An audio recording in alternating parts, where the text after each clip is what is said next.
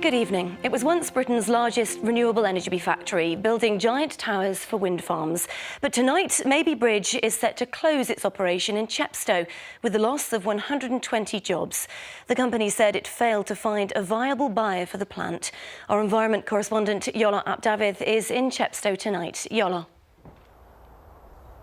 Yes, this factory on the outskirts of Chepstow, Nikki, was put up for sale 10 months ago, and the workers were warned 3 months ago that this site faced closure. Well, today that became a reality. 4 years ago, Mabey Bridge expanded its engineering business. Since 2011, it's been producing steel towers for wind turbines, as well as manufacturing bridges. Since last December, the company has decided to sell its renewable division. Coming off shift at its turbine factory at lunchtime, some of the 120 workers who've lost their jobs. Well, everyone's upset about it, really. We were doing a good job. Do you think the factory's still viable? Without a second's thought, yeah. Personally, I think they had a really good crew here. Just a sad day, boys. Just a sad day, yeah. What have they told you why you're closing down? They've just made an announcement now that it's actually too difficult in the renewables market. Today's decision brings to an end a long association between Mabey Bridge and Chepstow. The family firm was founded in the town in the 1850s, mostly building bridges. Earlier this year, the company closed that part of the business with a loss of 150 jobs. The headquarters in Gloucestershire is still operating. Several bidders have been talking to Mabey Bridge to try and retain a renewable energy hub in Wales. One of those from the company which bought Uskmouth Power Station last winter. Simec is owned by the Gupta family, and they also own Liberty, which is a steel plant here in Newport. So there's quite a few synergies that can be put together between those different operations. Mabey Bridge has already listed equipment and other assets on a website to attract buyers. Simec says their £8.5 million offer still stands, but in a statement to BBC Wales, Mabey Bridge Board claim, despite an extensive search and marketing process, no viable buyer was identified.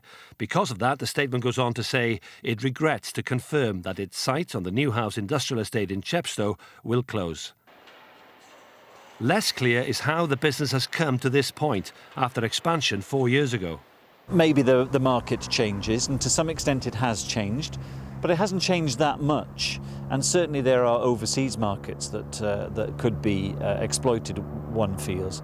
And the second reason is that maybe the management of the organisation lacks vision and capacity to take the business forward into those new markets. And I think it's probably a bit of a combination of both here. Some blame political uncertainties about onshore wind farms and the UK government decision to cut subsidies. I don't think Wales is anywhere near where it could be, and unfortunately there isn't a huge amount that we can do about that now, because the government sets the level of support that is provided, and it's not up to the Welsh Assembly government. So we didn't create that environment initially, and we're paying the price for that now. For now, 120 well-paid jobs have been lost. Potential contracts for new National Grid pylons and supplying half of the turbines for the Pennacymoedd wind farm in the Heads of the Valleys has also gone away. And Iolo, tonight we've heard from the Welsh Government. Yes, they've already told us that they backed 2 of those bids for Mabey Bridge, and they're very, very disappointed with the outcome today.